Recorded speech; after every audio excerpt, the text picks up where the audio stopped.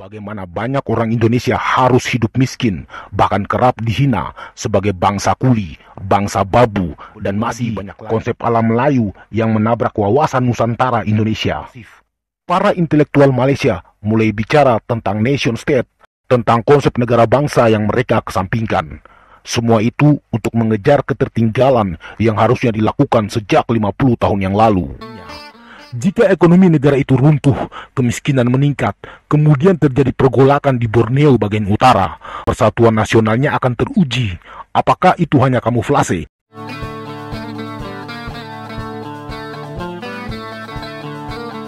Indonesia dan Malaysia memiliki banyak persamaan dan juga banyak perbedaan. Meskipun Malaysia itu negara yang kecil dengan populasi yang tidak sampai 1/8 dari populasi Indonesia, namun negara ini terbilang maju secara ekonomi. Apalagi di akhir tahun 60-an hingga awal-awal dekade tahun 2000-an, ekonomi Malaysia jauh meninggalkan Indonesia. Walaupun saat ini Indonesia perlahan-lahan mulai membaik, namun harus diakui bahwa Malaysia pernah begitu berjaya di Asia. Dua negara ini bisa disebut bersaudara karena rata-rata nenek moyang orang Malaysia berasal dari Indonesia. Di Malaysia, kita bisa dengan mudah menjumpai keturunan Jawa, keturunan Sunda, Bugis, Makassar, Banjar, keturunan Aceh, Minang, Batak, bahkan mungkin semua suku-suku asli Indonesia memiliki anak turunan di Malaysia. Tapi hal itu tidak terjadi di Indonesia. Kita akan kesulitan menemukan keturunan Selangor, keturunan Negeri Sembilan, keturunan Pahang di Indonesia, bahkan mungkin tidak ada. Secara geografis, dua negara ini sangat kontras. Kondisi wilayah Malaysia yang hanya terdiri dari Semenanjung Malaya dan Borneo Utara memungkinkan pengorganisasian negara jauh lebih mudah dan simpel. Indonesia memiliki wilayah yang sangat luas membentang hingga membutuhkan waktu untuk konektivitas antar pulau. Membuat harga BBM relatif sama antara Kuala Lumpur dan kota Kinabalu jauh lebih gampang daripada membuat harga yang sama antara Jakarta dan Merauke di Papua. Kemudian secara demografis, Malaysia hanya memiliki sedikit etnis dengan dominasi utama etnis Melayu atau suku-suku Nusantara yang digeneralisasi dengan sebutan Melayu. Sementara di Indonesia, secara demografis terdiri dari ratusan suku dengan segala perbedaannya.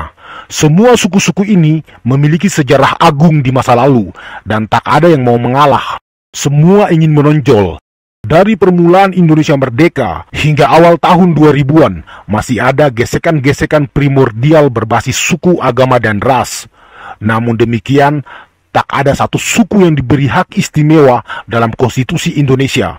Semua diperlakukan sama, termasuk etnis Cina, Arab, dan India. Sejak lepas dari kolonialisme, Indonesia dan Malaysia mengambil jalan berbeda. Indonesia pasca kemerdekaan langsung lepas begitu saja dari Belanda untuk mencari jalan sendiri. Sementara Malaysia tidak secara langsung terlepas dari Inggris, masih dibimbing untuk akhirnya bisa berdiri sendiri. Ketimbang memperdebatkan soal perpaduan atau persatuan, Malaysia fokus pada pembangunan ekonomi. Awalnya negara ini mengimpor guru-guru dari Indonesia untuk pembangunan intelektual dan pembinaan bahasa Melayu. Ketika situasi mulai membaik, Malaysia mengirim ribuan pelajarnya ke Inggris untuk menyerap teknologi secara cepat, kemudian melakukan restrukturisasi ekonomi dan industrialisasi besar-besaran di berbagai sektor. Ditunjang dengan stabilitas politik yang relatif aman, maka memudahkan investor dari luar datang untuk menanam modalnya di negara ini. Hasilnya, Malaysia berubah hanya dalam satu generasi, dari negara berpendapatan rendah menjadi negara dengan pendapatan menengah ke atas. Dari tahun 1960, pendapatan per kapita Malaysia terus naik sekitar 6,9% per tahun. Pendapatan negara itu tidak lagi bergantung pada sektor agribisnis dan pertanian, namun juga dalam industri manufaktur. Sejak tahun 1967 hingga 1997, pendapatan per kapita kasar Malaysia meningkat 14 kali lipat. Malaysia juga sukses menekan angka kemiskinan di bawah 1%. Pembangunan ekonomi Malaysia disebut-sebut sebagai pencapaian paling spektakuler dalam sejarah ekonomi modern. Perkembangan ekonomi Malaysia memang hal yang sangat mengagumkan, namun di balik pencapaian-pencapaian itu, ada yang terlewat, ada ruang kosong yang belum terisi. Inilah yang akan menjadi pokok perbedaan dan persinggungan antara Indonesia dan Malaysia. Ketika Malaysia sibuk membangun ekonominya, Indonesia masih berkutat dalam problematika dalam negeri. Wilayah yang luas, populasi yang besar, dengan keragaman etnik dan budaya, serta ideologi politiknya yang juga berbeda-beda, membuat Indonesia terseok-seok dalam memperkuat persatuan nasionalnya. Membangun Indonesia tidak mudah, butuh waktu, butuh strategi yang tepat. Di era Soekarno, beberapa percobaan dilakukan, dari konsep USDEK hingga Nasakom mewarnai sejarah negara ini. Kemudian di era Orde Baru, Soeharto menggunakan pendekatan militer untuk mendisiplinkan Indonesia. GBHN dan P4 dibuat, termasuk kebijakan-kebijakan politik yang sangat ketat. Dari rezim Soekarno hingga rezim Soeharto, berbagai konsep diciptakan untuk menyatukan ratusan etnis ini. Bhinneka Tunggal Ika, demokrasi terpimpin, GBHN, P4 memperlihatkan bagaimana Indonesia masih berusaha menggali identitas nasionalnya.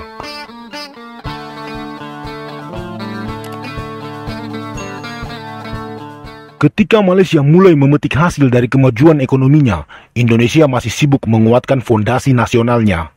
Era pasca Orde Baru, Presiden Habibie melakukan reformasi politik, termasuk kebebasan pers dan melarang keterlibatan tentara dalam politik. Kemudian Presiden Abdul Rahman Wahid melakukan rekonsiliasi nasional, termasuk pengakuan pada hak-hak minoritas. Begitupun presiden-presiden setelahnya, dari Megawati, Susilo Bambang Yudhoyono, hingga Joko Widodo. Wawasan Nusantara menjadi landasan orang Indonesia untuk melihat negaranya dari dalam maupun dari luar. Konsep nation state menemukan bentuknya secara alamiah.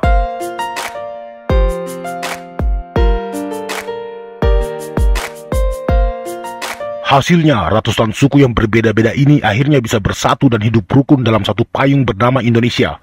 Identitas nasional telah dicapai dengan bahasa persatuan sebagai ujung tombaknya. Indonesia terus memperkuat jati dirinya. Semua etnis yang ada di Nusantara meyakini bahwa Indonesia adalah milik bersama. Budaya etnis tetap dipelihara. Tak ada yang dipaksa menjadi Jawa, tak perlu dipaksa jadi Bugis, tak perlu jadi Batak, jadi Melayu, atau dipaksa jadi Cina. Semua suku-suku tersebut melebur dengan sukacita dalam nama Indonesia. Persatuan nasional sukses dalam banyak perbedaan. Nasionalisme yang teguh meski taraf ekonomi sangat tertinggal jauh dari negara-negara tetangga. Setelah jati diri dan identitas nasional telah kuat dan mapan, maka Indonesia mulai fokus pada pembangunan ekonomi. Fondasinya sudah kokoh. Jadi hanya dalam 20 tahun pasca reformasi, ekonomi Indonesia mulai menunjukkan tren positif. Bahkan diprediksi akan menjadi 5 besar kekuatan ekonomi dunia dalam 20 tahun ke depan. Demokrasinya subur, sistem politiknya relatif stabil, infrastruktur mulai digalakkan. Meski semua itu belum sempurna, namun hasilnya telah memberikan dampak positif bagi perkembangan Indonesia. Paling tidak, negara ini sudah teruji dalam menghadapi berbagai persoalan. Saat Indonesia mulai memetik hasil pembangunan nation state-nya, Malaysia malah baru menyadari keterlambatannya. Di poin inilah terjadi benturan antara Indonesia dan Malaysia. Karena terlambat, Malaysia melakukan strategi instan untuk mencapai nation state yang kuat. Berbagai propaganda dilakukan, berbagai konsep diciptakan, dari konsep ala Melayu, konsep Merong Mahawangsa, simposium bahasa digelar besar-besaran, kampanye untuk menggunakan bahasa Melayu secara masif. Para intelektual Malaysia mulai bicara tentang nation state, tentang konsep negara bangsa yang mereka kesampingkan. Semua itu untuk mengejar ketertinggalan yang harusnya dilakukan sejak 50 tahun yang lalu. Masalahnya adalah strategi Malaysia ini offside, bahkan menabrak kedaulatan Indonesia.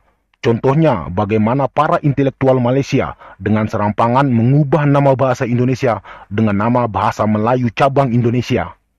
Ironisnya, hal itu terus mereka propagandakan tanpa peduli dengan sejarah Indonesia yang penuh darah dan air mata.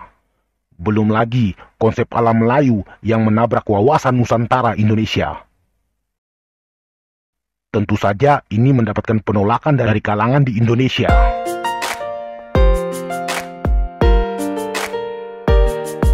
Pertanyaannya begini, bagaimana mungkin sebuah konsep baru dari negara yang populasinya sedikit dapat mengubah sejarah yang telah mapan sejak 100 tahun yang lalu, yang dicapai dengan begitu banyak pengorbanan oleh sebuah negara besar dengan populasi peringkat 4 dunia. Tadi di awal sudah dijelaskan, bagaimana banyak orang Indonesia harus hidup miskin, bahkan kerap dihina sebagai bangsa kuli, bangsa babu, dan masih banyak lagi. Pengorbanan itu dilakukan demi memperkuat fondasi bangsa ini agar kokoh dan kuat. Tiba-tiba sebuah propaganda muncul untuk meruntuhkannya. Tentu saja strategi Malaysia ini akan gagal karena Indonesia pasti menolak. Dan jika terus dipaksakan, akan sangat berbahaya.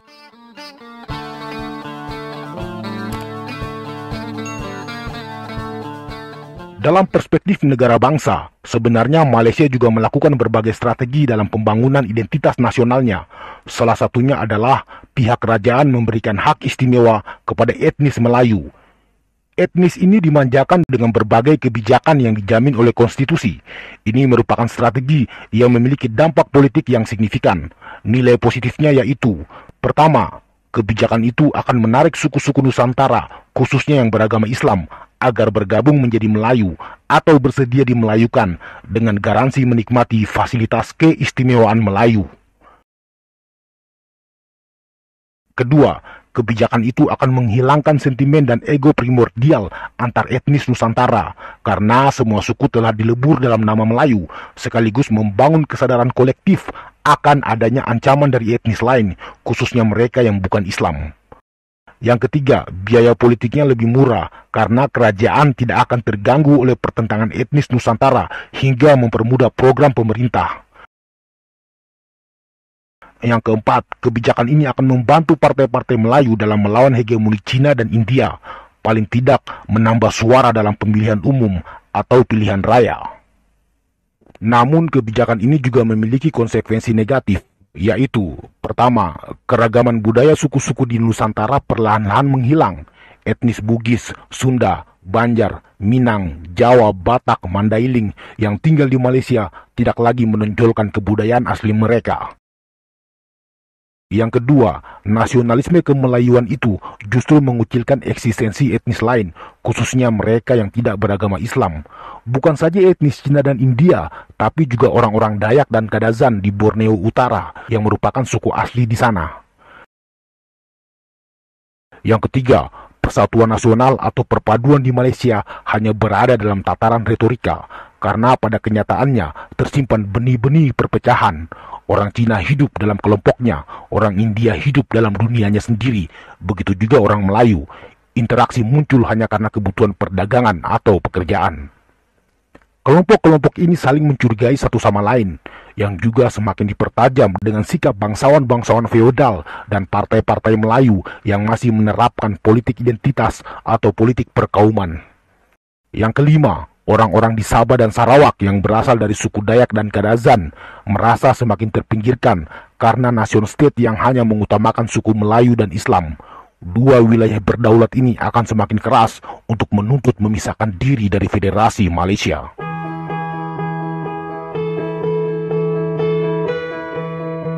Begitulah perbedaan Indonesia dan Malaysia dalam perspektif negara bangsa. Seorang filsuf Jerman pernah mengatakan, apa yang tidak membunuhmu justru akan membuatmu semakin kuat. Indonesia sudah teruji oleh berbagai persoalan, dari problem kemiskinan, pergolakan di daerah-daerah, disintegrasi, pertikaian suku, politik identitas. Semua itu tidak membuat negara ini bubar, justru malah membuatnya semakin kuat. Malaysia belum mengalami ujian sesungguhnya sebagai bangsa, karena selama ini masih menikmati kemajuan ekonominya. Jika ekonomi negara itu runtuh, kemiskinan meningkat, kemudian terjadi pergolakan di Borneo bagian utara, persatuan nasionalnya akan teruji. Apakah itu hanya kamuflase karena dilandasi untung rugi atau memang sudah solid? Pertanyaan utamanya adalah, jika Malaysia mengalami apa yang sudah dilewati Indonesia, apakah negara itu masih bisa eksis, bubar, atau justru semakin kuat? Apapun itu, mari kita berharap agar Malaysia tetap kuat dan maju. Semoga ekonominya terus tumbuh dan berkembang, karena bagaimanapun juga nenek moyang orang Malaysia berasal dari Indonesia. Atau kalian punya pendapat berbeda? Silakan komen di bawah.